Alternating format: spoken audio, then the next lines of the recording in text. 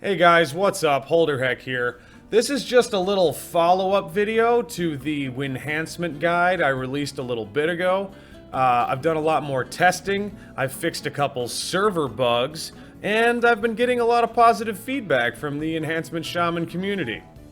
So the first thing we're going to get into is some blue posts and some hit table clarification, or confusion. The first blue post is basic common thinking and what we all thought we knew from vanilla, and then the next two basically go against that. How fun! So you have here that, creatures 3 levels above the player have 14% parry. That's pretty normal. They have a 5% chance to dodge if they're level 60. Bump that up to a boss mob and they have a 6.5% chance to dodge. 8% chance to miss. That's where we would get our 8% hit table from. And then, interestingly, you have the critical strike chance reduced by 1% for each level above the player. So if you have, let's say in the previous video I made, 33% chance to crit. If you're fighting a boss that is level 63, you only have a 30% chance to crit. There's also another blue post which went into even more nebulous confusion about how bosses not only have a 3% crit reduction based on their level, they also have an aura that reduces the amount of crit you get from other players. So, crit becomes an even more important stat to stack as an enhancement shaman. And then we get the really juicy bits. The blue post here states that the hit cap is in fact 9% because any talents you take are effectively nulled for the first percentage. So when you take the 3 points in Nature's Guidance to get that 3% hit, you're not actually getting 3% hit, you're getting 2% hit. Because for whatever reason, there is a specific modifier that removes your first 1% chance to hit. So, I'll be redoing a little bit of my gear set guides to utilize either a 6% hit build or a 9% hit build. And even beyond that, let's say you're not an orc and you're not using a two-handed axe. When you reach the crit cap, every point you have in hit beyond the crit cap gives you extra crit. So it's like, once you get to a certain level of crit and hit, you will never hit again. You will either crit or glance against a boss mob. But let's be real here, this is all theoretical, especially given the information that bosses reduce buff auras from players by a, wink wink smile number they won't tell us. So, approaching and surpassing that crit cap to the point to where you're stacking hit to then get more crit is probably never going to happen. Maybe it will in certain scenarios where you can actually arrange that to happen on a class that already has high crit, stack every other crit aura in the game, and just try to see if we can make it happen. It's cool information to have. My biggest takeaway from it is melee weapon skill is the most broken stat in the game. Humans get +5 to like every weapon in the game, and orcs get +5 axes. So I guess, if you're melee and you're horde, you better figure out how to be an orc and use an axe. The next thing we have to deal with is a bug that I found on almost all private servers. This happened on repacks, this happened on PTRs. There is a bug that, of course, because we're a shaman, it's the only class it affects.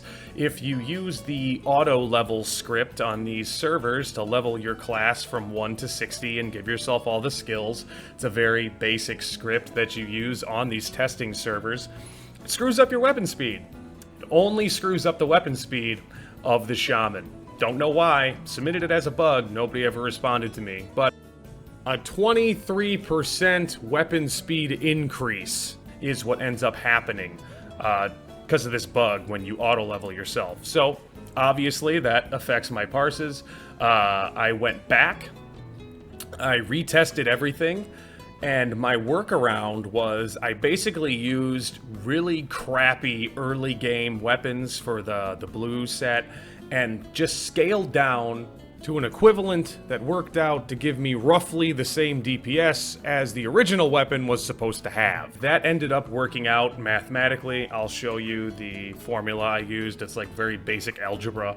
And with that, I was able to test, again, the actual Shaman damage of these parses, and to get back to the damage that I showcased in the first video, all you have to do is, unfortunately, you do have to use some pots.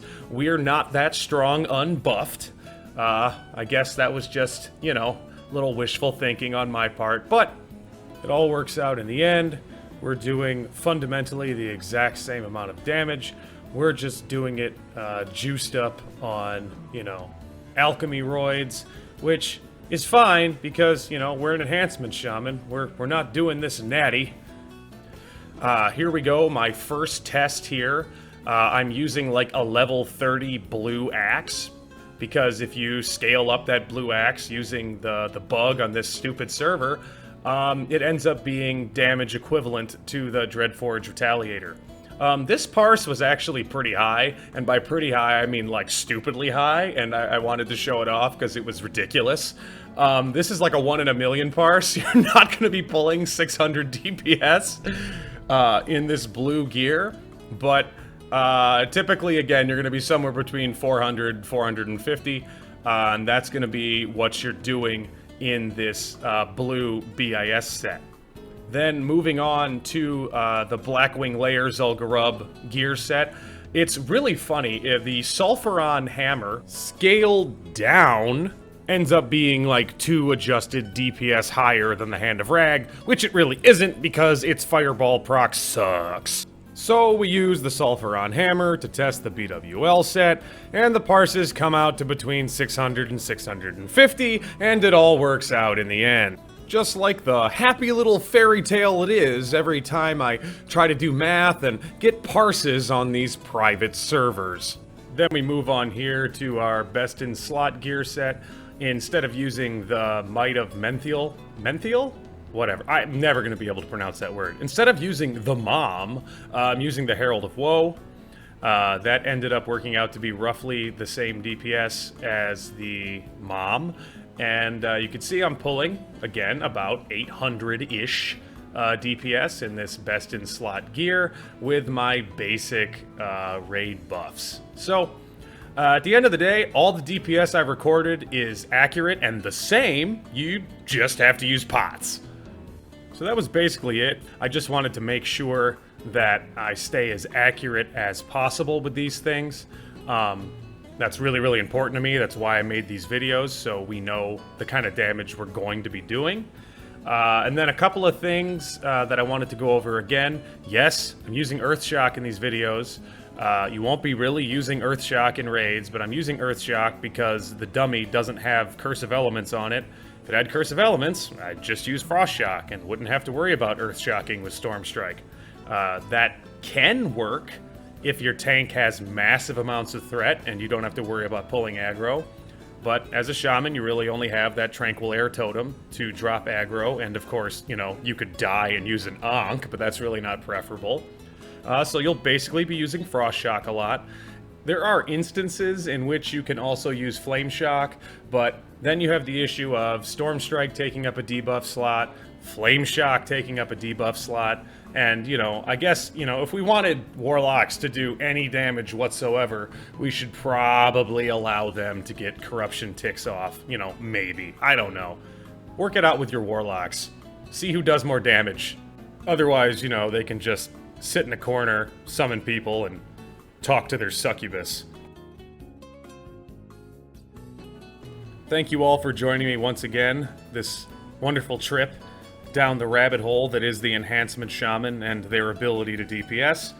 The next videos I'm going to be releasing are going to be great detailed deep dives in Phase 1, 2, 3, 4, 5, and 6, how you're going to gear for each phase individually, how you're going to upgrade each phase individually, and I'm also going to create a difficulty scale on each item that is going to tell you basically how hard it's going to be for you to acquire that item, whether the item has a low drop rate or you're going to piss off half the raid if you try to bid/roll on it, which is always fun. That's one of the perks of this class.